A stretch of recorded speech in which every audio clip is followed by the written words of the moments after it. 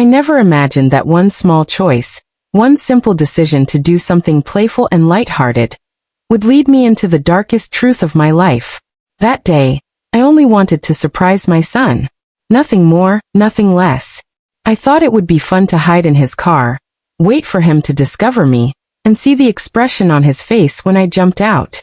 I thought he would laugh, maybe hug me, maybe roll his eyes and say, "Mom, you're so dramatic." I thought it would be just another silly memory between a mother and her boy. But instead, what I saw in that car changed me forever. It was a sunny afternoon. The kind of day that feels ordinary, harmless. I had been cleaning the kitchen, folding laundry, and watching the clock tick toward the hour when my son would leave.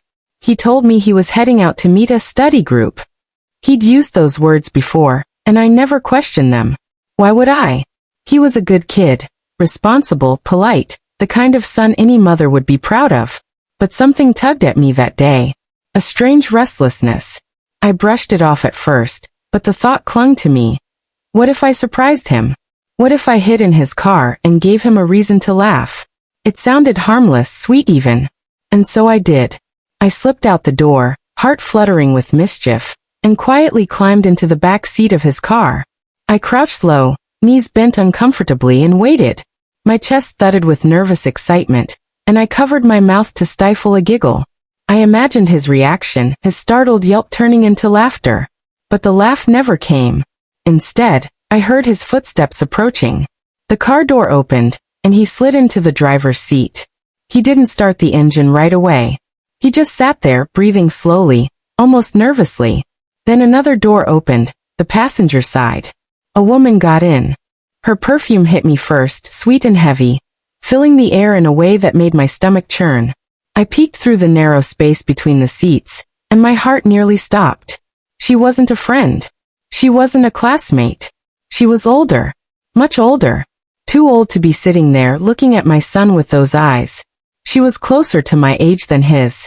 And then, right there in front of me, my son leaned in and kissed her. The sound of that kiss pierced me like a knife. My hand shot to my mouth, and I held my breath so tightly it hurt. My world spun in that moment. My son. My baby. Kissing a woman who could have been his mother's peer. I wanted to scream, to leap out and demand answers. But I froze. My body refused to move, and my ears became traitors, forcing me to hear every word that followed. She whispered to him, "You know this can't last forever."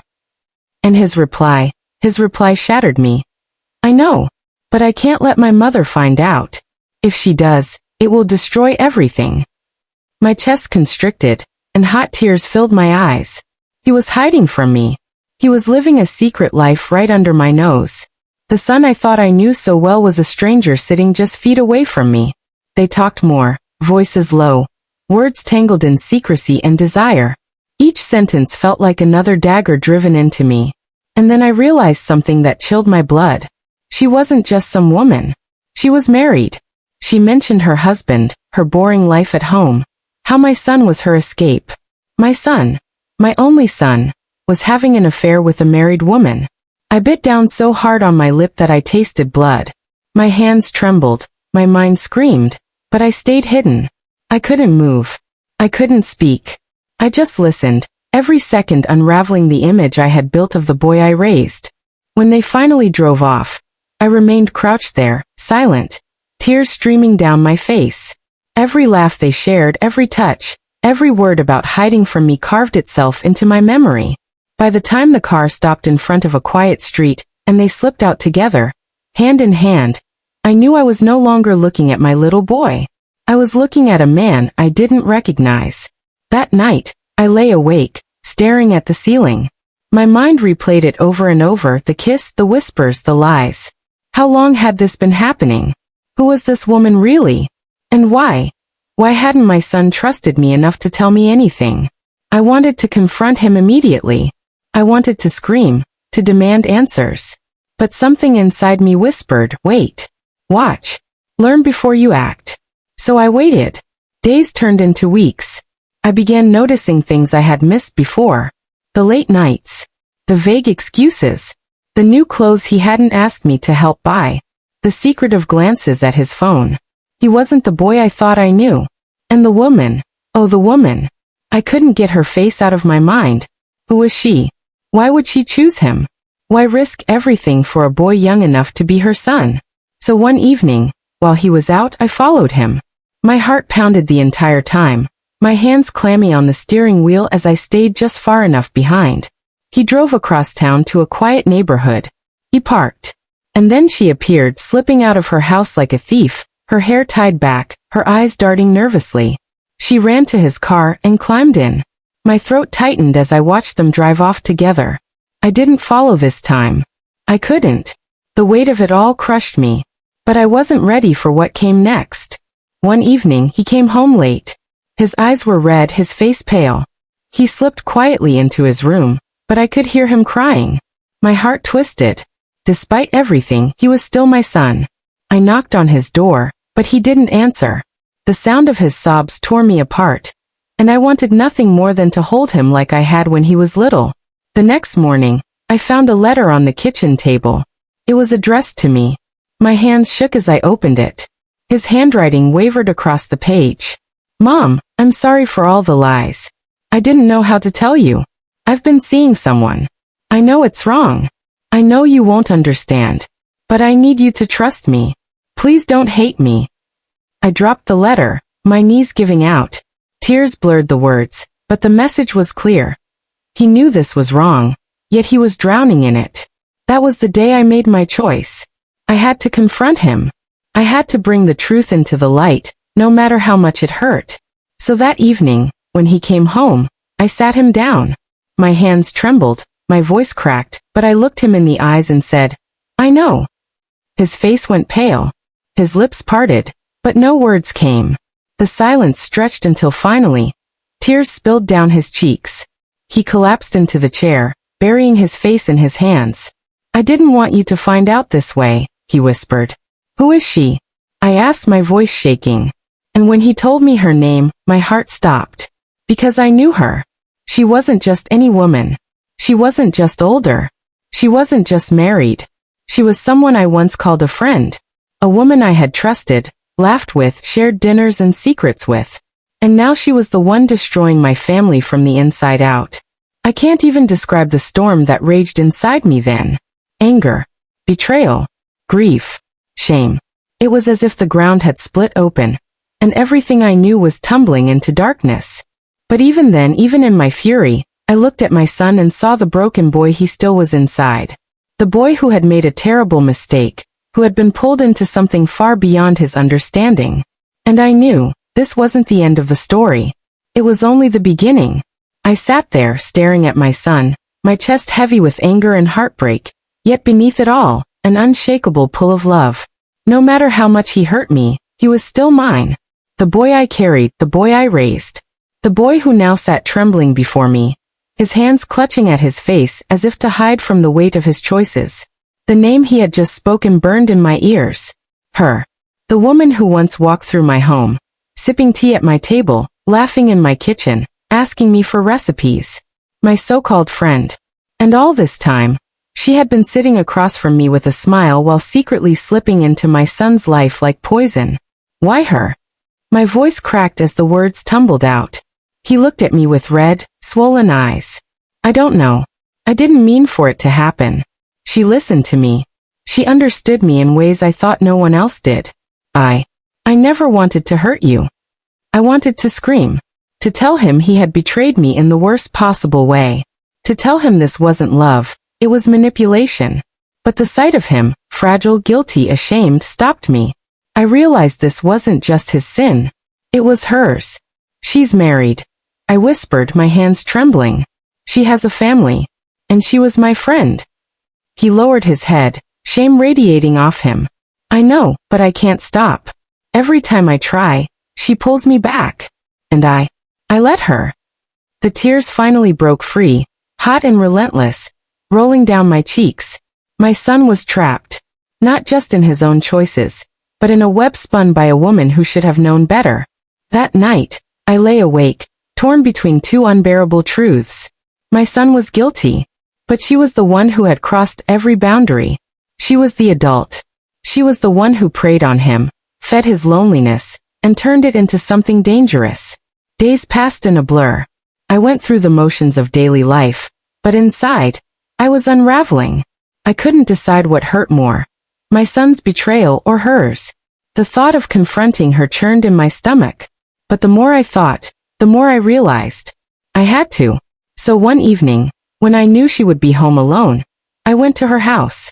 My fists clenched so tightly my nails dug into my palms.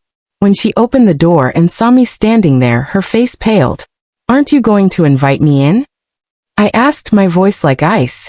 She stepped aside silently. The moment I walked in, memories of laughter and shared evenings stabbed at me. But now every corner of her home felt tainted. "I know," I said simply, turning to face her. "I know about you and my son." Her lips parted, her eyes darting, but no words came. She didn't deny it. She didn't even look surprised. She just stood there, caught, like a thief in the light. "How could you?" My voice broke as the question poured out. "How could you betray me like this? Betray your husband? Betray your own family?" She swallowed hard. "It wasn't supposed to happen. I didn't plan it." He was there. He listened.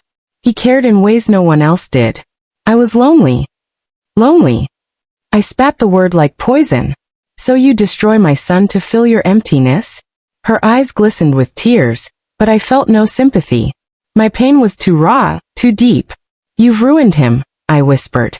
"You've twisted him into something he's not. He's a boy. My boy." She flinched but still said nothing. I left her house that night with fire in my chest and ice in my veins. I knew this couldn't continue.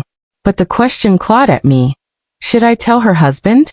Should I expose her? Or would that only drag us all deeper into the pit she had dug? For weeks I wrestled with it. Meanwhile, my son grew quieter, more distant. The joy in his eyes had dimmed. He was drowning, and I didn't know how to pull him out. And then came the night that changed everything again. I woke to the sound of the front door creaking open. I slipped out of bed and looked down the hall, just in time to see him sneaking out. My heart pounded. Without thinking, I grabbed my coat and followed him. He drove across town, back to that same quiet neighborhood. He parked near her house. But this time, when she came running out, something was different. Her face was frantic, her movements rushed. She climbed into his car, and I could see the panic in her gestures even from where I sat hidden in the shadows. They drove off, and this time I followed. Street after street blurred past, until they pulled into a motel. A cheap, dimly lit place on the edge of town. My stomach twisted as I watched them disappear inside together. I sat there in the dark, my hands shaking on the steering wheel, rage boiling inside me. This was no longer just an affair. It was an obsession, a dangerous spiral that was dragging my son deeper into ruin. Hours later, when they finally emerged, I saw something that froze my blood. They weren't just holding hands. She was clutching a small bag, and the way she glanced over her shoulder, the fear in her eyes, it hit me like lightning. She was running away. With him. The drive back home was a blur of tears and fury. By the time I stumbled into my room, I knew I had to act. If I didn't, I would lose him completely. The next morning, I confronted him again. I told him I had followed him. I told him I knew everything. He broke down sobbing, telling me she had begged him to leave with her, to start over somewhere far away. "Mom, I don't know what to do," he cried, his voice trembling. "I love her, but I don't want to hurt you." His words cut me to pieces. I wanted to shake him, to scream that this wasn't love, that it was a trap. But instead, I held him. I held my son as he wept like the child he once was. And in that moment, I realized something. If I didn't save him from this woman, I would lose him forever. So I made my choice. I told her husband. The explosion that followed was swift and brutal. Her marriage collapsed overnight. Her husband stormed into my house, demanding answers, his voice shaking with fury. My son stood frozen, pale and broken, as the truth ripped open. And she vanished. She left town, left her husband, left her job, left everything behind. And with her departure came a silence that lingered in our lives for months. But silence didn't mean peace. My son was shattered. He barely ate. He barely spoke. He wandered through the house like a ghost. I tried everything. Cooking his favorite meals, sitting by his side, reminding him every day that I loved him. But grief clung to him like a shadow. One night, as I tucked him in like I used to when he was small, he whispered, "Mom, will you ever forgive me?" My heart cracked. I brushed his hair back and kissed his forehead. "There's nothing you could do that would ever make me stop loving you. You are my son. Always." The road to healing was long, but slowly, day by day, I began to see flickers of the boy I knew. The laughter returned in fragments. The light in his eyes flickered back to life. He began to rebuild himself, brick by fragile brick. And I too learned something. I learned that betrayal doesn't just come from enemies. It comes from those you trust most. I learned that love, twisted and poisoned, can destroy lives. But I also learned that a mother's love, no matter how battered, can hold on through the darkest storms. Because in the end, despite everything, he is my son. And nothing will ever change that.